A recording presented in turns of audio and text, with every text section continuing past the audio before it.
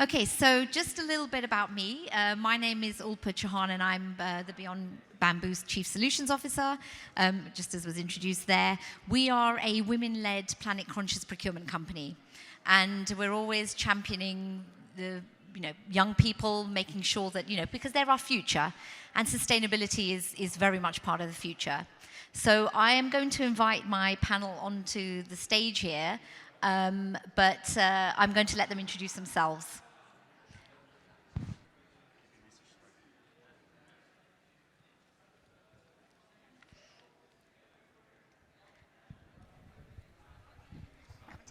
Take a seat. So while they're just settling themselves in, just to let you know, those that are in the room, the discussion was going to be some questions put forward for the young people. But what I'd like to do, if possible, if we do have a mic, do we have an extra mic? Is if we can just have one here. I want you to just pop your hand up, ask away as we're going along, because I think it's important for this to be a discussion rather than just, us sort of talking about it, really. Okay, I will let the panel introduce themselves. So, hello, everyone. I'm very happy and grateful for the opportunity of being here today. My name is Malinalli Ramirez. I am from Mexico, and I am a Ph.D. student at KAUST, which is King Abdullah University of Science and Technology in Thuwal, here in Saudi Arabia. And yeah, just briefly, I am working, I'm doing my PhD on environmental science and engineering, and I am also the president of Students for Sustainability, which is a student organization in our university. Yeah, hello, my name is Holkan, and as Malinalli, I'm a PhD student at KAUST. I'm a research ghost specifically to hydrogen production at NEOM. So I'm struggling with all these problems of how to deal with this hydrogen environmental impact while preserving the nature at NEOM. Good afternoon, everyone. Is this on? Yeah. My name is Banan Alhazmi. I am also a PhD student at KAUST. I'm doing my PhD in environmental science and engineering. And I am working on sustainable separation processes with the aim of targeting, closing the loop for some industrial processes so that we can capture valuable resources from wastewaters. I'm also on the board of Student for Sustainability. Yeah, and yeah, I'm very happy to be here. Thank you so much for the opportunity. wait. Head over to Future Stage for our very interesting session on the Gen Z.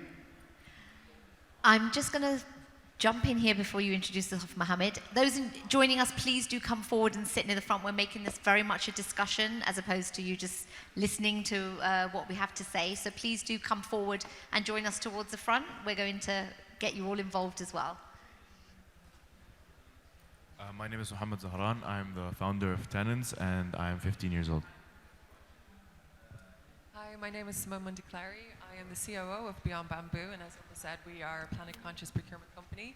I am obviously not Gen Z, but I am very, very honored to be here and sharing the stage with these amazingly inspiring young people. Thank you very much, everyone.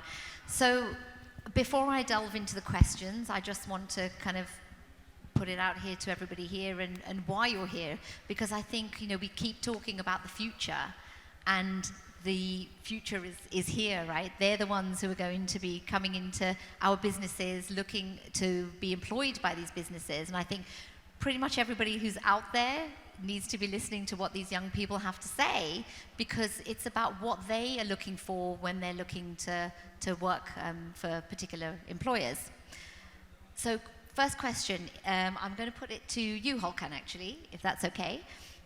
What do you look for in a job, and what is important to you? Well, first, let's say what Gen Z is, also known as Zoomers. We are worried people. We worry about many things. Like, I'm gonna be able to get a proper job. I'm gonna be able to find a right person to build a family. What can I do to help this climate change crisis? And even though we are worried about a lot, that a new term has been coined, eco-anxiety. Who would you think, we have a new mental disorder right now for this gen. But of course, based on that, I look for three things in a job. The first thing is like the work environment. Since a competitive salary, a well-defined hierarchy structure, and also if that workplace is going to take care of my mental health. The second thing is my work going to be aligned with my passions? I'm going to be happy to fulfill my purpose of life while working there. And the third thing, of course, is transcendence. I'm going to be able to impact to my immediate community, and if not, what can I do to advance this topic? So those are the main three things that I look for in a job. Thank you, Holkan. Banan. Yeah, I think to add more on what Holkan said, what I'm looking for in a job, I think that would change, my answer to that question would change depending on where I am in my career. But if I look at it from where I am now, after grad school, I would look for a job that first aligns with my interests and values. That is very important for me, and as well as my technical skills. But at the same time, I'm looking for something that is challenging, because if your position is not challenging enough, you will not have enough room and space to grow and learn. Yeah. At the same time, I would touch on the environment. The environment is very important for me. Like, I value self-development and growth. So the organizations that have mutual values would be very attractive, like those that focus on trainings and programs and basically give you an entire experience other than just more than just a position that you go and work in from 9 to 5. Yeah. Thank you very much, Banan. Malinalli? Yeah, I definitely agree with you guys. And for our generation, our mental health, our personal well-being, as well as acquiring professional skills is super important. And when looking for a job, I would also appreciate as much transparency as possible, like from the application, like what the expectations are from the company, and also to see if it aligns with my own expectations. Just basically it, and as you said, if it goes well, matches my interests, and also my values and my principles. Thank you. I'll ask you now, Mohamed, even though you're 15 and have actually started your own business, but if, you know, maybe you can look at it from both angles, and the same question goes for you. So as I'm doing research on what people who want to be employed, employees, what are they looking for in a job, I view that in the startup scene, the most employees, they like freedom. They like to be in a modern environment where they feel freedom, where they have like ping pong tables or like a basketball hoop or like games around them, where they feel that it's a vibe in the office, that there's freedom, that they're not going to like how they're not going to school, like it's not obligated on them. They feel they like freedom. If you give them the option to work as a hybrid, like remotely and in office, they very much like that better, as they have to they don't like being obligated to something like, for example, the school system or like universities. Like with universities, you see that most students, they like universities more than normal school, more than high school or middle school, because as they grow older, they have more freedom. And when they have a shock, when they get employed, that their freedom is no longer with them, they get disappointed, which ultimately leads to a less productive work environment. Thank you very much, Mohamed. I'm actually going to put this out to all of you now in terms of just hearing what the panel here has had to say. What are you looking for when you're looking for this generation and you're looking to employ them? And why? Why do you look to this generation?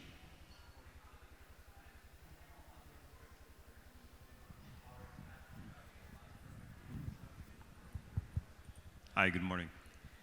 So when we are looking to employ new graduates into our company, we're always looking for students or graduates who are going to be able to share new ideas with us.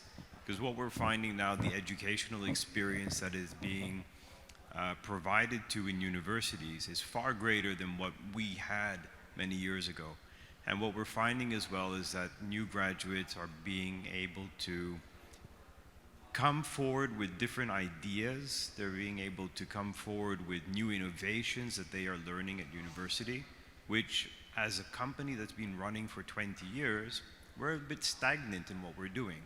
So we need that impetus and we need that sharing to come through, and then to find the balance, because we do believe that certain of our processes are correct, certain of the ways that we work are needed in order to move forward on our projects. But it's important to have some new ideas and innovations that help us just to put us on our edge, put us on a situation where we rethink what we are doing to make sure that we're continuously being efficient in our processes going ahead. Thank you for that. Was there anybody else that wanted to add to that?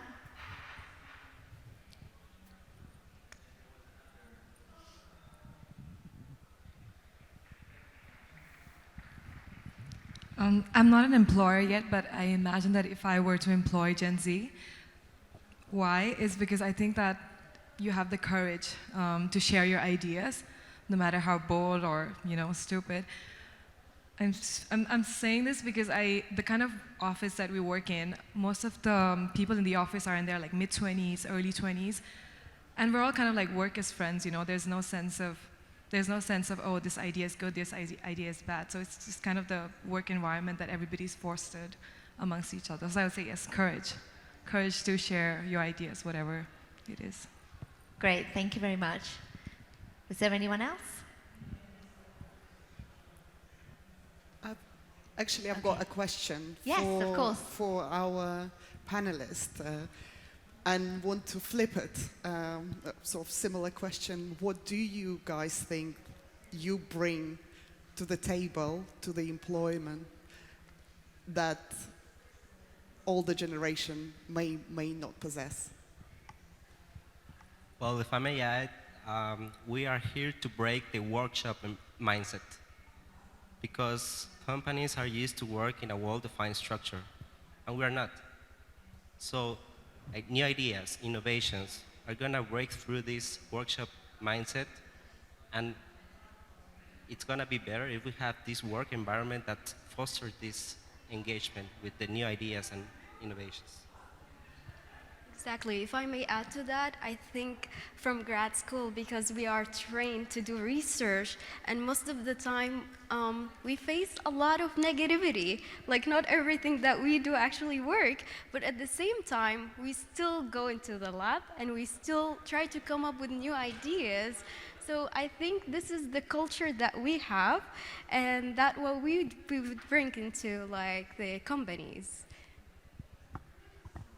Yeah, I agree with you guys. And yes, I think also like I feel that we are sensitive, we are passionate, creative. I feel that with all the changes that have happened in the world over the last years, we were privileged enough to grow up in a different environment with more freedom to pursue our passions or to explore our creative side or our sensitive side. So I think this is something that will add a lot of value to any company. Well, the value that I see that Gen Z are able to bring to traditional companies is a new point of view or a new perspective. As you all know, the world is always evolving. There are always new concepts, there are always new ideas. And the people who are usually the first to catch on to those are the younger generation. So it's best to have these people available at your companies to help you evolve or help you bring this new idea to be implemented into your company early on before the bubble bursts, like for example with AI. Thank you very much for that. And it sounds like, just from some of the things from both sides, is actually there's almost a gap, I think, between education and employment. And it's finding that bit in between, because as you said there, Banan, you're very much in the research space. And if we can sort of understand what each is needing and wanting from it, so that everybody doesn't see it as a job, it's a passion, and so you're looking to work for somebody who shares that same passion.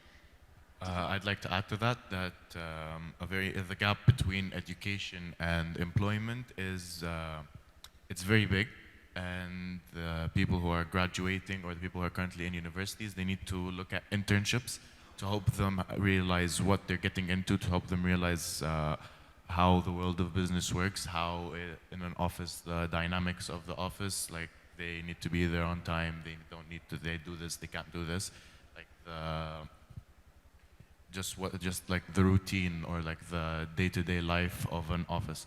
Like, and also with internships, it gives them the freedom to try with different companies, with different values, with different missions, with different perspective, with different goals, for them to be able to find the right fit for them. Do you want to add something there, Simone? Yeah, I do want to add something small, because it's really interesting to hear your point of view, and I think exactly to your point about that gap, I think decision makers, the C-suite, the leaders in businesses definitely need to be engaging with young people that are coming into the company and getting ideas from them and engaging early on. I look at when I left college, you know, and when I grew up, we didn't have mobile phones, we didn't have the internet. I mean, it's hard to believe that there was even a time that was, you know, that was possible. If we're coming and we're now I guess the generation that are sitting at the top, how are we bridging that gap? Because there's so many things that are advancing at such a huge pace right now. How are we then engaging with people that are a part of that? And you make that point about AI, and I would say that is massively important, to engage with people that is part of their day-to-day life, not just something new that's coming along. Yeah, thank you for that. So, and obviously, you know, as the title says there, it's about looking at employers who are passionate about sustainability. So the question goes again to the panel is, why would you choose a sustainable business over a non-sustainable one? Okay, yeah, for me, this is a very important aspect to consider when I am in the position of looking for a job, because I grew up caring about the environment a lot. So sustainability is something that I try to implement in my daily life, in my daily actions. So it's for me a way of living, and also, so the job is also part of your life. So for me, I would be much more comfortable if the job is aligned with these principles. So if the company has sustainable commitments and sustainable practices, this is something I would really take into account, even if it's a small business or new that is just starting. I think that would be a plus for me if it's aligned with these values. Great, thank you. Yeah, I think I totally agree with Mali. I would rather work for a company that values sustainability because it aligns better with my personal values. And I'd feel more comfortable to work in that environment if we share mutual interests. And at the same time, I want to be part of the change.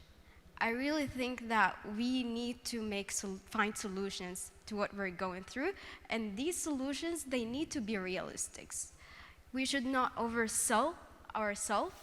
We should try to take it step by step. And I really think that that kind of environment, it would foster my creativity, and I will be able to be more productive, yes. Thank you. For me, it's like I don't look if the company is sustainable or not, but rather that it's committed to what their goals are beyond sustainable. Their actions must be aligned with their established goals, with their established objective, and how that is going to permeate the culture of the organization. Let's say maybe they're in a meeting talking about the green strategies, but after that meeting they use paper cups to pour some coffee. Are their values their core values embedded in their attitude, in their behavior, in the values? That's what I'm looking for. So I'd rather work for this company than the one who doesn't appreciate the values from within the company. Thank you. From my perspective, I view that Gen Z would rather pick a sustainable company because, well, first of all, it's no secret that Gen Z are very sensitive. They they care for the environment. They care for animals. They also have like movements where they support other people, where they support each other, even though sometimes these things can be over exaggerated. But Gen Z, they would feel that at a sustainable company, they align with their personal feelings and they align with how like Gen Z would care for the environment and how a sustainable company also does care for the environment and how they both align with each other, and they would feel that it's more of a safe space for them to be more open and to be more honest and show their true colors. Thank you. Yeah, I have to say I'm really happy to hear the responses because I feel like the key words I keep hearing are values, passion, interest, and I think if that's what you're doing to find your jobs, or at least your selection criteria, you're going to find a very happy workplace because it will align with that. But on the other side, I think you're also going to hold our generation accountable within the workplace, accountable for, as you said, Holkan, with the goals. And if you are setting sustainability goals within your business or guidelines, are you actually walking the talk? Are you actually doing it? What is the end result? Because I think a lot of times the amazing great attention is there. We want to make a lot of change, but what happens on a day-to-day basis? What is the operational side of it? So I'm happy to know that we will be held accountable, that there will be people there asking where the values and the interests and the passions are there. So it's very good. Thanks, Simone. I'd like to put this out to the audience. Is there anyone who would like to comment on that, you know, in terms of your sustainability guidelines and what you look for when you are employing somebody? Is that something that is at the forefront and that you put forward when looking for an employee?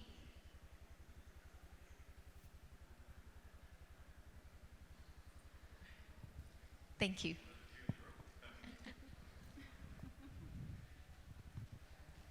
So thank you all for your valuable insights. When you mentioned something that I have a question about, is a sustainable company versus a non-sustainable company. And what is a non-sustainable company? Are there companies that are out there that are just doing bad with that intention behind them to the environment? Because we even see today, what we talk about, the oil and gas industry, we talk about the airline industry, the farming industry, or agricultural more, that they are all making efforts to become sustainable. Everyone is more aware of it. And it's not a new term today, it's just that there's a lot more focus into sustainability today. So I believe as any company, there's always been this intention about being sustainable. Now we have certain goals that have been set.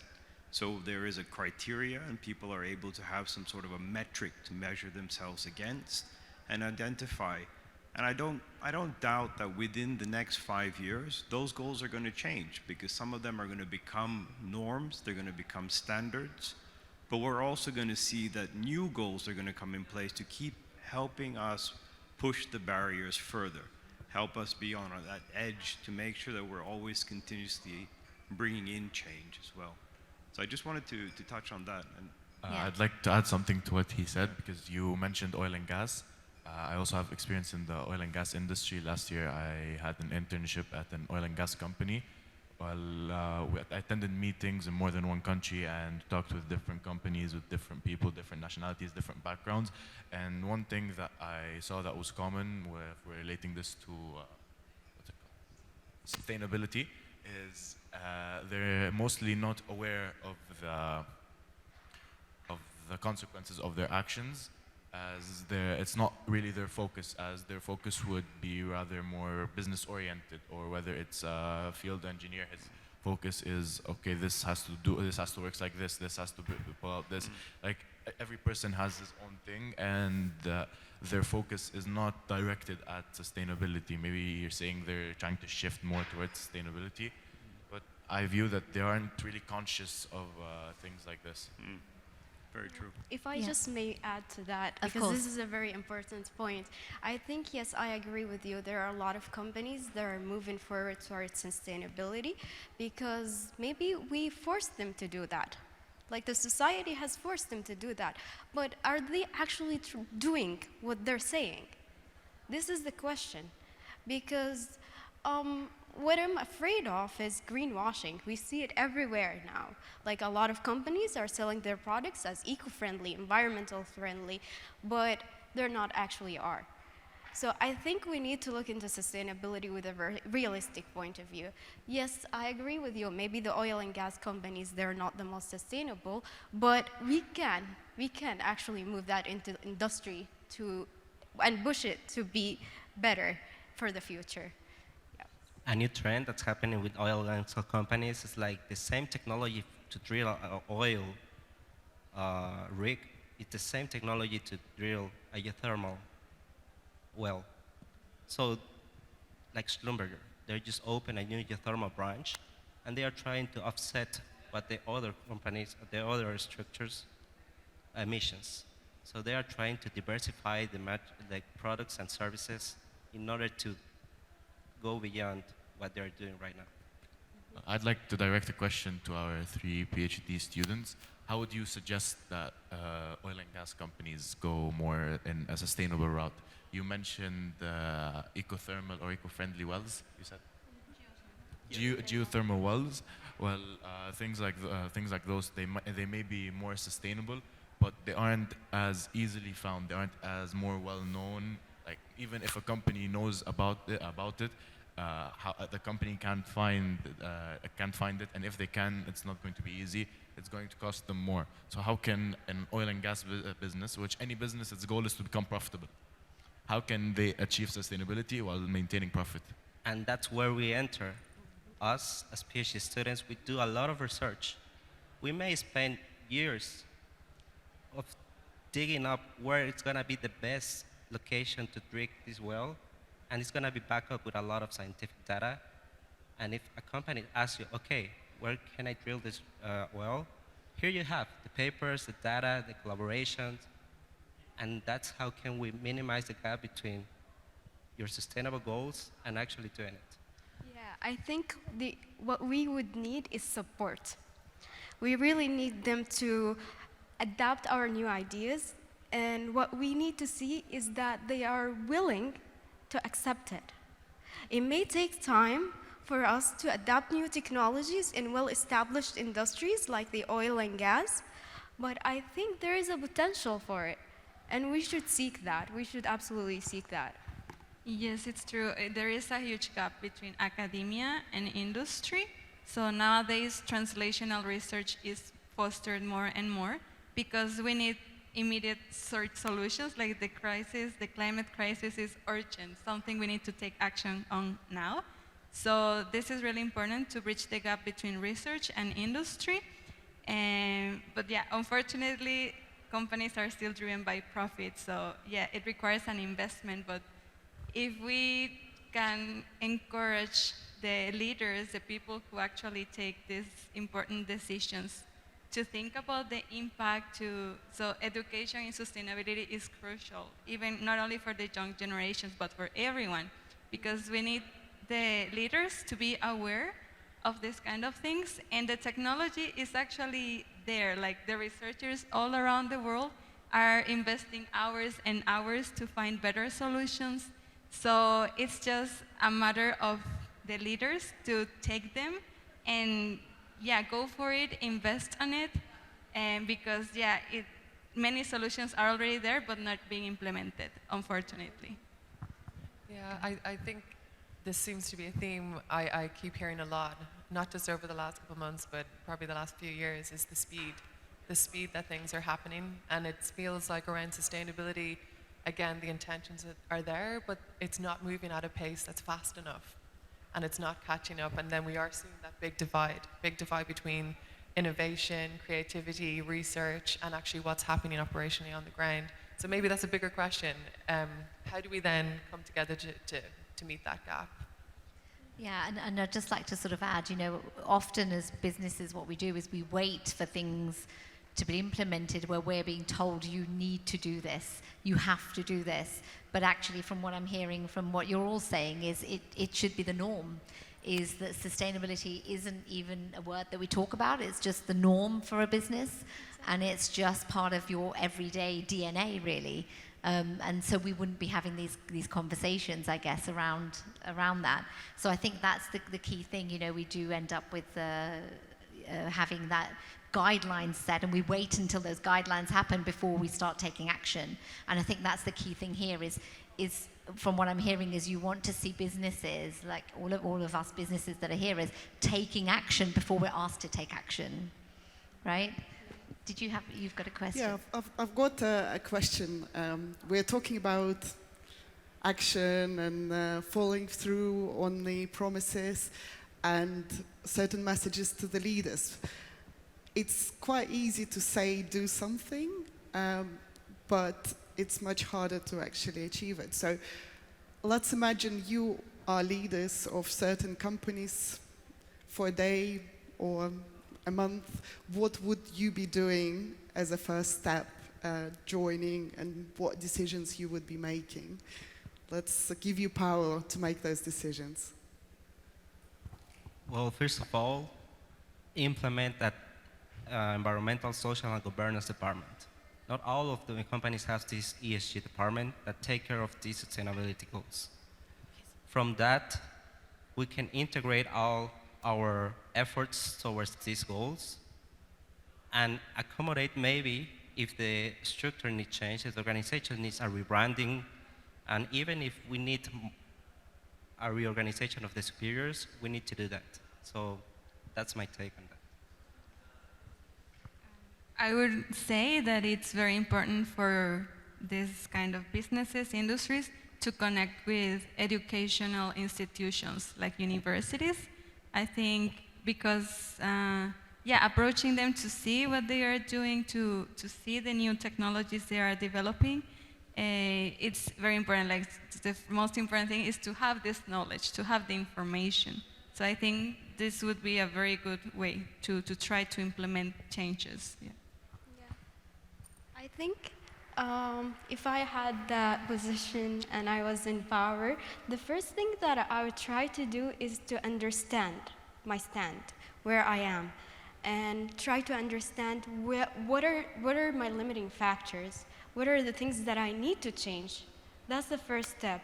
And then I would try to find solutions.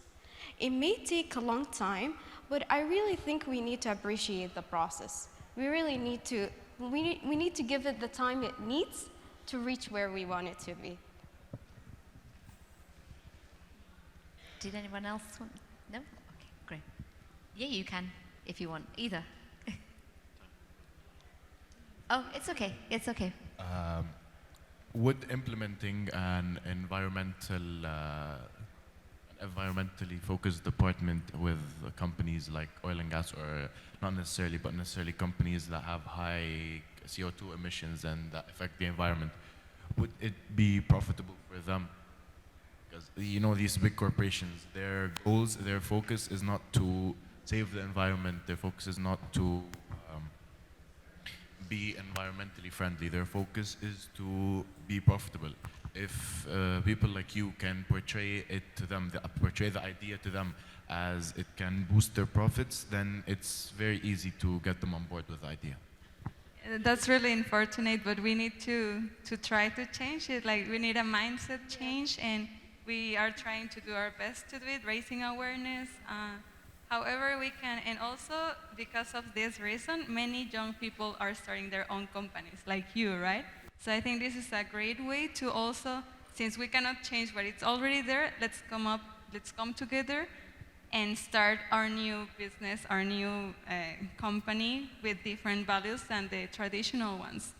And I think, like, in general, society would appreciate it, and the future generations as well. They might, like, our company might grow even more than the traditional ones. Who knows? Because nowadays, more and more people are aware of these issues. So yes, I think this would be a good solution, just to start a new one from scratch. Exactly. Great. Thank you very much. I think I've got a little time if anybody's got any questions that they'd like to ask. No?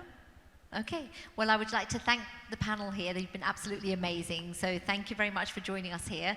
And I do hope that everybody got something from that we can, unite together and actually help bridge that gap that exists there. And, there's some great suggestions made here as well. So thank you very much.